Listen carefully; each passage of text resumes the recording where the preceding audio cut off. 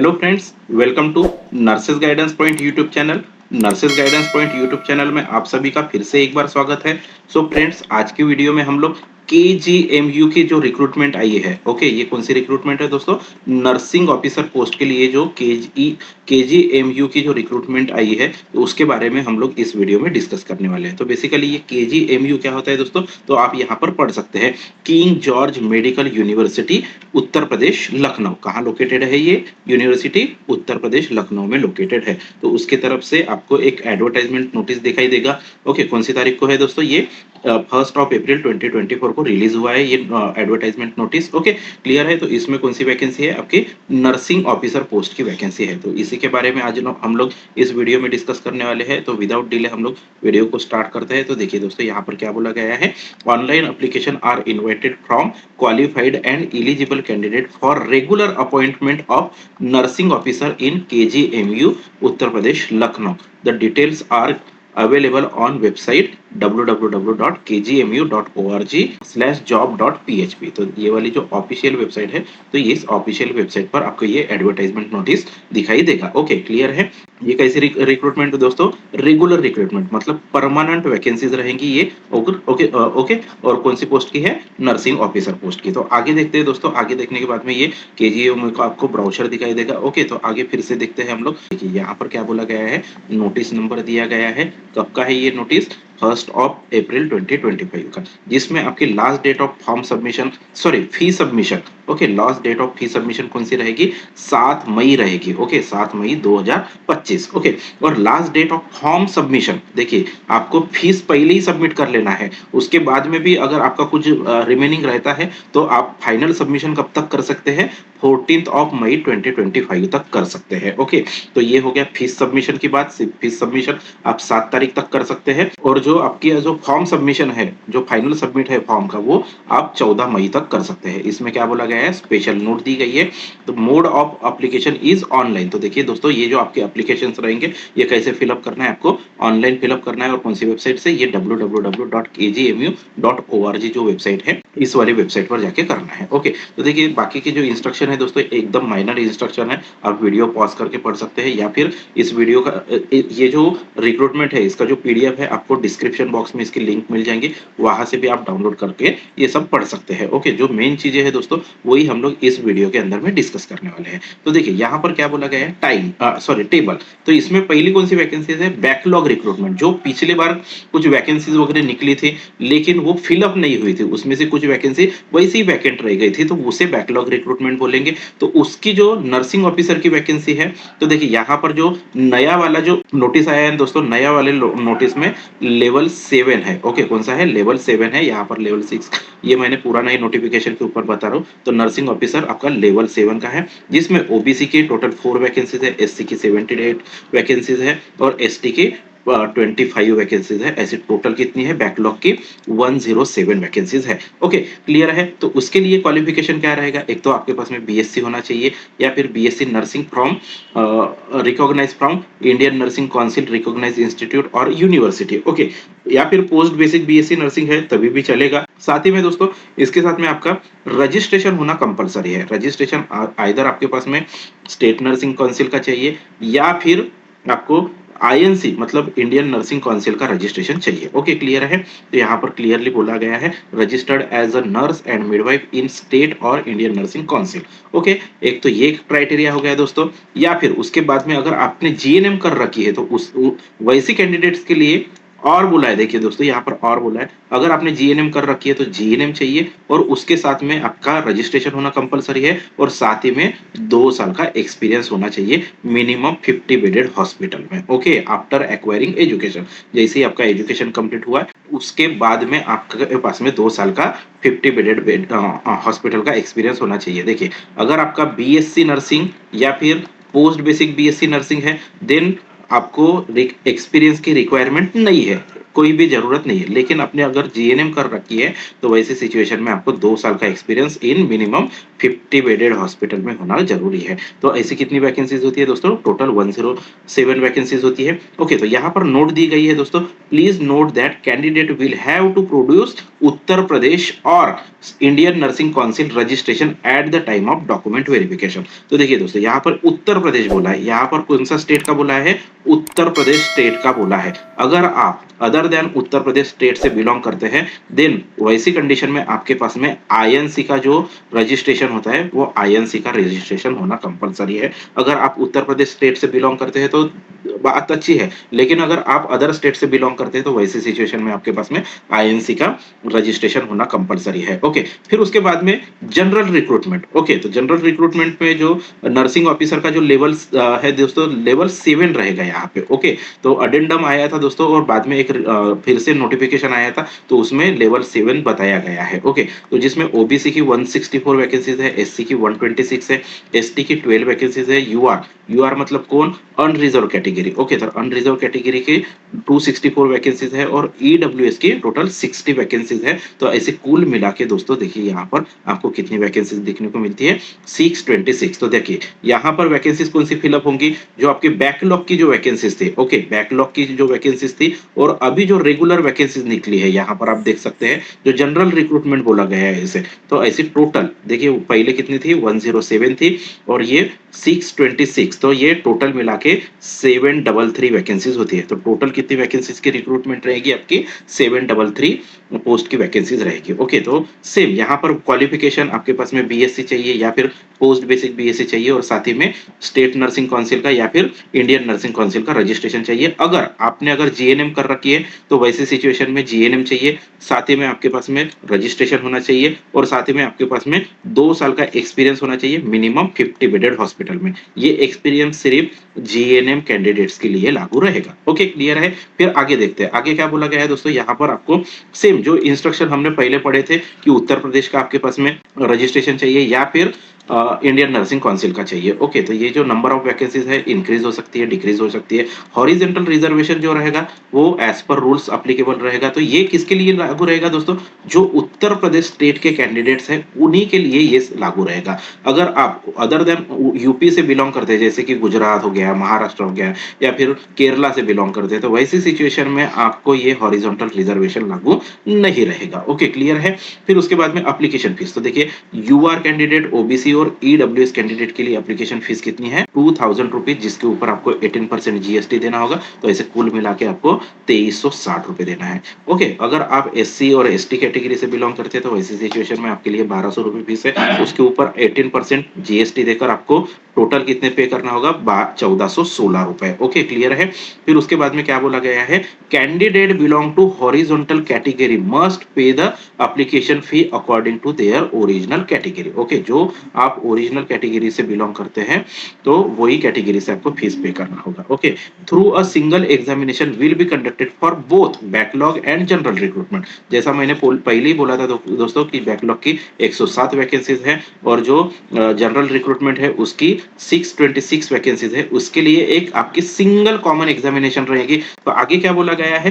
Candidate interested in applying both will have to submit separate application form and fee for each advertisement. तो देखिए दोस्तों, backlog की जो 107 vacancies थी उसके लिए अगर आप अप्लाई कर रहे हैं तो उसके लिए अलग से फीस पे करना है, उसका अलग से फॉर्म भरना है। और अगर आप 626 जो जनरल रिक्रूटमेंट निकली है तो ऐसे अगर उसके लिए अगर अप्लाई करते हैं तो उसके लिए अलग से फॉर्म फिल करना होगा और अलग से उसकी फीस भी पे करनी होगी। ओके, फिर देखिए दोस्तों यहाँ पर रिजर्वेशन के बारे में बहुत इंपॉर्टेंट चीज है। Reservation policy of the Uttar Pradesh state government shall be applicable. तो देखिए दोस्तों यहाँ पर क्लियरली क्या बोला गया है? जो रिजर्वेशन रहेगा वो किन से स्टेट का रहेगा?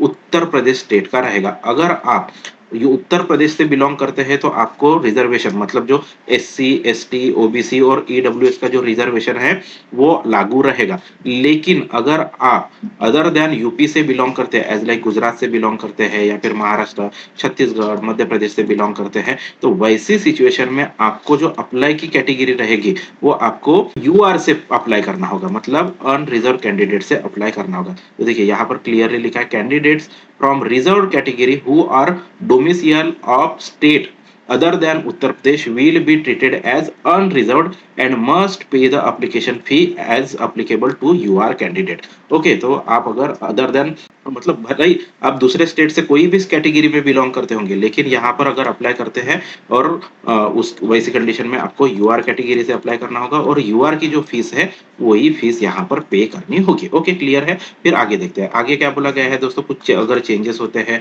रिजर्वेशन पॉलिसी में वगैरह तो वो एज पर यूपी गवर्नमेंट की पॉलिसी के अकॉर्डिंग रहेंगे। ईडब्ल्यूएस के लिए जो कैंडिडेट यूपी से बिलोंग करते हैं, ओके, तो उनके लिए ये ईडब्ल्यूएस की जो है टर्म्स या फिर कंडीशन वो उनके लिए लागू रहेगी। फिर उसके बाद में यहाँ पर हॉरिजॉन्टल रिजर्वेशन का दिया गया है। हॉरिजॉन्टल रिजर्वेशन में दिव्यांग के लिए 4% मतलब जो फिजिकल पर्सन विथ डिसेबिलिटी रहते हैं उनके लिए 4% है। एक्स सर्विसमैन के लिए 5% है।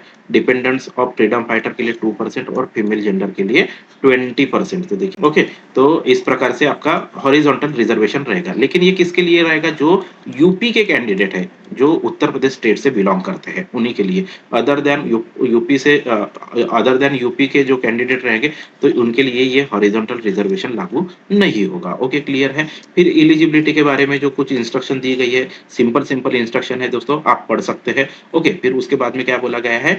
एज लिमिट और रिलैक्सेशन। तो देखिए दोस्तों, ये जो आपकी जो एज रहेगी वो कौन से डेट को कंसिडर की जाएगी? 1 जनवरी 2025 को। ओके, तो जो कैंडिडेट एससी या फिर एसटी और ओबीसी कैंडिडेट है तो वैसी सिचुएशन में आपको 5 इयर्स का रिलैक्सेशन रहेगा। ओके, कब रहेगा? लेकिन देखिए दोस्तों, यहाँ पर candidate must be at least minimum आपकी एज कितनी होनी चाहिए? 18 इयर्स होना चाहिए और मैक्सिमम जो एज रहेगी वो 40 इयर्स। तो मैक्सिमम एज किसके लिए लागू होती है दोस्तों? जो यूआर कैंडिडेट होते हैं, मतलब जो अनरिजर्व कैंडिडेट जो रहेंगे उनके लिए 40 साल की एज है। जो अदर स्टेट से जो लोग अप्लाई करेंगे उनको भी यूआर से ही अप्लाई करना है, तो वैसे कैंडिडेट्स के लिए मैक्सिमम 40 साल की एज लिमिट है। लेकिन अगर यूपी के अगर कैंडिडेट है तो यूपी में अगर उसकी कैटेगरी एससी है या फिर एसटी है या फिर ओबीसी है तो वैसे सिचुएशन में 5 साल का एज रिलैक्सेशन रहेगा, मतलब टोटल 45 इयर्स तक अप्लाई कर सकते हैं। ओके, क्लियर है। फिर उसके बाद में दिव्यांग, फिर स्क्राइब के लिए कुछ इंस्ट्रक्शन दी गई है। स्क्राइब किसके लिए रहता है दोस्तों? तो वो जो दिव्यांग कैंडिडेट्स रहते हैं उनके लिए स्क्राइब ऑप्ट कर सकते हैं। ओके, फिर परमानेंट गवर्नमेंट एम्प्लॉयज के लिए यहाँ पर दिया गया है कि अगर 3 साल की रेगुलर सर्विस है तो वैसी सिचुएशन में 5 साल का एज रिलैक्सेशन मिलेगा। ओके, क्लियर है। फिर उसके बाद में एक सर्विसमैन के लिए भी यहाँ पर एज रिलैक्सेशन की बात की गई है। फिर उसके बाद में एप्लीकेशन प्रोसेस, तो एप्लीकेशन आपको कैसे करना है? तो देखिए, एप्लीकेशन प्रोसेस के लिए आपके पास में स्कैन कलर्ड फोटोग्राफ चाहिए।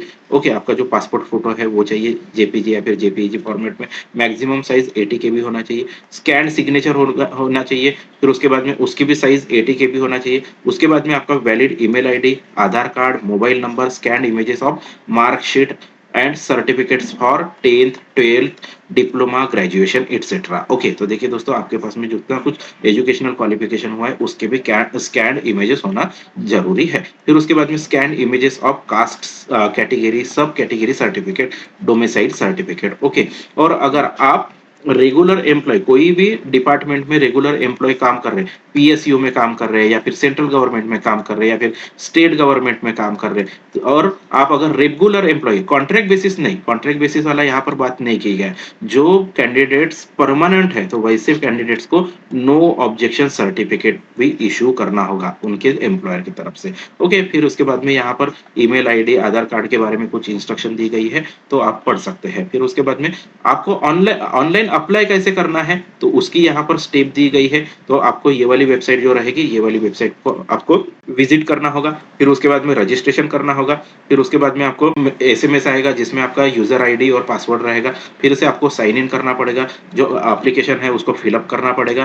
फिर उसके बाद में जो कुछ मैंडेटरी जो चीजें रहेंगी उसको टिक करना है। फिर उसके बाद में पेमेंट करना है। ओके, तो पेमेंट जो रहेगा वो आपको ऑनलाइन मोड से ही करना है। Okay, debit card, credit card या फिर यूपीआई से वगैरह कर सकते हैं। तो फी सबमिशन करने की लास्ट डेट क्या रहेगी? 7 मई 2025 और फॉर्म सबमिट करने की लास्ट डेट रहेगी 14 मई 2025। ओके, तो फाइनल सबमिशन के बारे में यहाँ पर क्या बोला गया है? Once the form is submitted and the application fee is paid, the candidate will not be able to edit और डिलीट एनी इंफॉर्मेशन। ओके, तो जो कुछ इंफॉर्मेशन भर रहे हैं दोस्तों, आप सोच समझ कर भरिए, एकदम अच्छे से भरिए। ओके, घाई गड़बड़ मत कीजिए। अगर कहीं पे भी गड़बड़ हो जाती है और आपका फाइनल सबमिशन होता है तो आपके पास में कोई चांस नहीं बचेगा उसको एडिट करने के लिए या फिर डिलीट करने के लिए। ओके, क्लियर है? बाकी की जो है इंस्ट्रक्शन वो सिंपल इंस्ट्रक्शन है दोस्तों। तो यहाँ पर आप पढ़ सकते हैं और जो टेस्ट सेंटर है, टेस्ट सिटी जो रहेगी वो केजीएमयू लखनऊ ही डिसाइड करेंगे कि आपको सेंटर कहाँ देना है। यहाँ पर ऐसा क्लियर कट ऐसा कुछ मेंशन किया नहीं गया है कि कौन सी सिटी में आपको एग्जामिनेशन रहेगी। ओके, कहीं पर भी आपकी एग्जामिनेशन रह सकती है। Application received without appropriate application fee, required documents and information as per the entrance notification are liable to rejected. अगर आप फीस पे नहीं करते हैं या फिर रिक्वायर्ड डॉक्यूमेंट अपलोड नहीं करते हैं या फिर इंफॉर्मेशन पूरी तरह से फिल नहीं करते हैं तो ऐसे फॉर्म जो रहेंगे रिजेक्ट किए जाएंगे। ओके, तो एडमिट कार्ड के बारे में क्या बोला गया है? No admit card will be mailed to the candidate. Okay, the admit card will be available for download on the KGMO website. तो देखिए दोस्तों, आपको एडमिट कार्ड का कोई भी मेल नहीं आएगा, आपके मेल पे एडमिट कार्ड नहीं आएगा। आपको क्या करना होगा, जो केजीएमओ की जो ऑफिशियल वेबसाइट है उसके ऊपर आपको लॉगिन करना होगा, आपके लॉगिन डिटेल्स डाल के, और उसके बाद में आपको आपका जो एडमिट कार्ड रहेगा उसे डाउनलोड करना होगा। ओके, फिर उसके बाद में क्या बोला गया है? Common recruitment test. तो देखिए दोस्तों, आपकी जो कॉमन रिक्रूटमेंट टेस्ट रहेगी तो उसका पैटर्न कैसे रहेगा? तो देखिए यहाँ पर 100 मार्क्स का जो एग्जाम रहेगा। ओके, 100 मार्क्स का एग्जाम 2 घंटे के लिए, मतलब 120 मिनट्स का एग्जाम रहेगा 100 मार्क्स के लिए।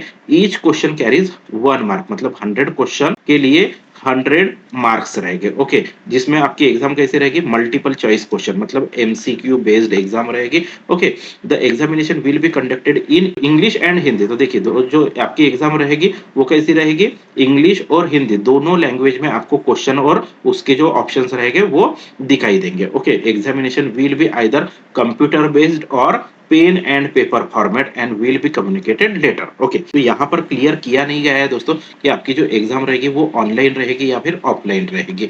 तो ये जो इंस्ट्रक्शन रहेगी आपकी एग्जाम ऑनलाइन है या फिर ऑफलाइन है, वो बाद में आपको केजीएमयू की तरफ से पता चलने वाला है। एक तो आपकी जो एडमिट कार्ड रहेगा उसके ऊपर मेंशन किया रहेगा, या फिर केजीएमयू क्या करेगा, इसके लिए अलग से नोटिफिकेशन निकाल सकता है। ओके, क्लियर है? तो देखिए, जैसे कि आपको बोला गया था कि एग्जाम कितने मार्क्स का है? 100 मार्क्स का 100 क्वेश्चंस है। तो देखिए, जो 100 क्वेश्चंस है उसमें से जो 60% क्वेश्चंस है, मतलब 60 क्वेश्चन जो रहेंगे वो नर्सिंग के सिलेबस बेस्ड रहेंगे, और जो रिमेनिंग क्वेश्चन जो रहेंगे वो 40 क्वेश्चंस वो अदर सिलेबस में क्या रहेगा? 10 marks for general English, 10 marks for general knowledge, 10 marks for reasoning and 10 marks for mathematical aptitude. Okay, clear है? तो ऐसे आपके 40 क्वेश्चन ये रहेंगे और नर्सिंग के आपके 60 क्वेश्चन रहेंगे। ओके, उसके बाद में क्या बोला गया है? There will be negative marking. Okay, each correct answer will earn 1 mark. जैसे कि मैंने यहाँ पर बोला था दोस्तों कि ईच क्वेश्चन कैरीज 1 मार्क बोला था, तो 100 क्वेश्चन फॉर 100 मार्क्स रहेंगे। अगर एक क्वेश्चन गलत होता है तो 1/3 मार्क्स आपके डिडक्ट किए जाएंगे, मतलब 1/3 आपकी नेगेटिव मार्किंग है। ओके, नेगेटिव मार्किंग कितनी रहेगी? 1/3 की रहेगी। ओके, क्लियर है? फिर आगे देखते हैं दोस्तों, मिनिमम क्वालिफाइंग मार्क्स। तो देखिए, एग्जाम क्वालिफाई करने के लिए मिनिमम आपके पास में 50% मार्क्स, अगर आप एससी, ईडब्ल्यूएस और ओबीसी कैंडिडेट्स हैं, और एससी एसटी कैंडिडेट्स के लिए 45% मार्क्स मिनिमम लेना होगा, तभी आप एग्जाम क्वालिफाई करेंगे। ओके, उसके बाद में ऐसा नहीं है दोस्तों कि 45% मिल गए तो आपका सिलेक्शन हो जाएगा, उसके बाद में भी मेरिट लिस्ट बनेगी। मेरिट लिस्ट में अगर आप मेरिट में आते हैं तभी आपका सिलेक्शन रहेगा। No TADA shall be admissible for CRT. Okay, अगर आप कहीं पर भी आपको आपकी सिटी के अलावा अगर दूसरी सिटी में अगर कहीं सेंटर मिलता है तो आने जाने का खर्चा आपको नहीं मिलने वाला है। ओके, क्लियर है? जो सिलेबस है जो केजीएमयू की वेबसाइट पर ऑलरेडी अपलोडेड है। ओके, फिर उसके बाद में ये जो है इंस्ट्रक्शंस वो आप पढ़ सकते हैं। रिजोल्यूशन ऑफ टाई का भी इतना कुछ इंपॉर्टेंट नहीं है दोस्तों। सिलेक्शन प्रोसेस जो है वो ये जो चीज है इतनी कुछ इंपॉर्टेंट नहीं है। जो रिजल्ट के बारे में क्या बोला गया? Examination marks will be displayed on the website. Okay, जो आपका एग्जाम रहेगा होगा उसके बाद में जो आपके मार्क्स रहेंगे या फिर जो आपका रिजल्ट रहेगा डायरेक्टली वेबसाइट पर होगा। ओके, फिर उसके बाद में वेरिफिकेशन ऑफ डॉक्यूमेंट्स। तो वेरिफिकेशन ऑफ डॉक्यूमेंट्स में जो कुछ है वो आप पढ़ सकते हैं दोस्तों। ये छोटी छोटी चीजें हैं एकदम। यहाँ पर अपॉइंटमेंट के बारे में बोला गया है और बायोमेट्रिक वेरिफिकेशन। तो देखिए दोस्तों, आपका जो बायोमेट्रिक वेरिफिकेशन रहेगा, एक तो आपकी जब एग्जाम हॉल में एंट्री होगी उसके पहले होगा, फिर उसके बाद में जब आपका डॉक्यूमेंट वेरिफिकेशन होगा उसके पहले एक बार आपका बायोमेट्रिक वेरिफिकेशन होगा और साथ में जब आपकी ज्वाइनिंग रहेगी उसके पहले भी आपका बायोमेट्रिक वेरिफिकेशन होगा। ओके, तीनों का बायोमेट्रिक वेरिफिकेशन आपका मैच होना चाहिए। ओके, क्लियर है? अगर आपका मैच नहीं होता है तो आपको कैंसिल भी किया जा सकता है एंटायर प्रोसेस से। ओके, क्लियर है? और लीगल एक्शन भी ली जा सकती है। क्लियर है? नेक्स्ट देखते हैं, नेक्स्ट में क्या बोला गया है, नॉर्मलाइजेशन स्कोर। तो देखिए दोस्तों, आपकी जो एग्जाम रहेगी ये मल्टीपल शिफ्ट्स में एग्जाम होगी। ओके, तो दैट्स व्हाई मल्टीपल शिफ्ट में एग्जाम होने की वजह से आपका जो स्कोर रहेगा आफ्टर नॉर्मलाइजेशन आपका स्कोर डिस्प्ले किया जाएगा। तो नॉर्मलाइजेशन की ये मेथड दी गई है दोस्तों, जिसके लिए स्टैंडर्ड डेविएशन का फॉर्मूला यूज किया जाएगा। ओके, तो नॉर्मलाइजेशन का जो फॉर्मूला है ये कौन सा रहेगा, यहाँ पर आपको दिखाई दे रहा है। इस टाइप का आपको इस टाइप के फॉर्मूले से आपका नॉर्मलाइजेशन होगा। फिर उसके बाद में यहाँ पर सिलेबस दिया है आपके नर्सिंग ऑफिसर पोस्ट का। ओके, कोर सब्जेक्ट जो है मतलब जो नर्सिंग के सब्जेक्ट है, जिसमें बेसिक साइंस है, बेसिक साइंस का ये सिलेबस पढ़ सकते हैं। फिर उसके बाद में न्यूट्रिशन एंड डायटिक्स के बारे में ये इतना कुछ पूछा जा सकता है आपको। फिर उसके बाद में psychology, mental health and psychiatric nursing का ये सब चीजें, ये सब टॉपिक आपको पढ़ना होगा। फिर उसके बाद में फंडामेंटल ऑफ नर्सिंग के बारे में ये सब चीजें आपको कवर करनी होगी। फिर उसके बाद में ये जो कम्युनिटी हेल्थ नर्सिंग है उसमें personal, environmental, social and cultural factors पढ़ने होंगे। फिर उसके बाद में बाकी जो है ये कम्युनिटी हेल्थ नर्सिंग का ही है दोस्तों। फिर उसके बाद में ये मेडिकल सर्जिकल नर्सिंग का है। तो मेडिकल सर्जिकल नर्सिंग का सिलेबस इतना बड़ा दिया है तो आपको वो पढ़ना होगा। फिर पेडियाट्रिक नर्सिंग का भी सिलेबस यहाँ पर दिया गया है और ऑब्स्टेटिक नर्सिंग का दिया है। ओके, ओके, तो ये ओबीजीवाई का ही सिलेबस है। और फिर principle of administration, supervision, education and trends in nursing का यहाँ पर सिलेबस दिया गया है। ओके, जो आपका जनरल इंग्लिश का एग्जाम रहेगा तो उसका सिलेबस ये वाला है। फिर उसके बाद में जनरल नॉलेज का सिलेबस यहाँ पर दिया गया है और रीजनिंग का सिलेबस यहाँ दिया गया है। और साथ ही में जो आपका मैथमेटिक्स एप्टीट्यूड, जो 10 मार्क का मैथमेटिक्स एप्टीट्यूड पूछा जाएगा, तो उसका सिलेबस ये है। तो सिलेबस आप पॉज करके पढ़ सकते हैं या फिर ये नोटिफिकेशन डाउनलोड करके भी पढ़ सकते हैं। ये जो है मैथ्स का सिलेबस है। ओके, तो इस टाइप का ये नोटिफिकेशन था दोस्तों, जिसके अंदर में आपकी केजीएमयू मतलब क्या, King George medical university Lucknow Uttar Pradesh की नर्सिंग ऑफिसर की वैकेंसीज थी। ओके, नर्सिंग ऑफिसर की वैकेंसीज थी, जिसमें आपकी टोटल बैकलॉग की 107 रहेगी और जनरल रिक्रूटमेंट की 626, ऐसे टोटल 733 पोस्ट के लिए आपकी वैकेंसी रहेगी। ओके, तो जिसमें आपका जो पे लेवल रहेगा दोस्तों वो लेवल 7 रहेगा। देखिए यहाँ पर क्या बोला गया था, पे लेवल अगर ये वाला नोटिफिकेशन देखते हैं, इसके बाद में एक कोरिजेंडम आया था दोस्तों, इसमें बोला गया था कि लेवल 7 रहेगा। लेवल 7 मतलब क्या होता है दोस्तों, जो वो 7 पे का जो लेवल 7 है, जिसमें आपका बेसिक जो रहेगा 44,900 का रहेगा।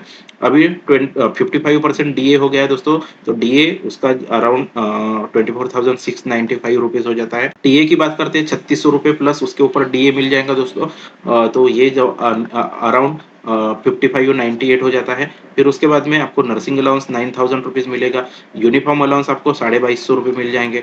और आपका जो एचआरए रहेगा दोस्तों, एचआरए 20% मतलब 8980 रहेगा। तो ऐसी टोटल जो सैलरी रहेगी आपकी, जो ग्रॉस सैलरी रहेगी वो 94,423 रुपीज रहेगी। ओके, इसमें आपके कुछ डिडक्शंस रहेंगे, समझ के चलिए 10-12 हजार के डिडक्शंस होते हैं, एटलीस्ट 10 हजार के डिडक्शंस होते हैं, तो अराउंड आपके हाथ में इन हैंड आपकी सैलरी 85,000 रहेगी। ओके, क्लियर है? तो ऐसी टाइप की रिक्रूटमेंट थी दोस्तों, जिसमें आपको केजीएमयू की रिक्रूटमेंट है, जिसमें आपको नर्सिंग ऑफिसर की रिक्रूटमेंट दिखाई देती है। ओके, तो दोस्तों ये वीडियो कैसे लगा, ये वीडियो हमें कमेंट बॉक्स में जरूर बताएं। दोस्तों इस एग्जाम के रिलेटेड आपकी कुछ भी क्वेरी हो, आप मुझे कमेंट बॉक्स में पूछ सकते हैं, मैं आपकी हर क्वेरीज का आंसर करने की कोशिश करूंगा। ओके, और दोस्तों अगर ये वीडियो आपको पसंद आया होगा तो वीडियो को लाइक करो। साथ ही में दोस्तों ये वीडियो आपके बाकी साथियों को भी शेयर करो। साथ ही में nurses guidance point YouTube channel को भी सब्सक्राइब करो। दोस्तों चैनल सब्सक्राइब करने के बाद में बेल आइकन को प्रेस करना ना भूलिए, ताकि आने वाली सभी वीडियो की नोटिफिकेशन आप तक इजीली पहुंच सके। सो फ्रेंड्स, मिलते हैं नेक्स्ट वीडियो में नेक्स्ट किसी इंफॉर्मेशन के साथ। तब तक के लिए जय हिंद, जय भारत।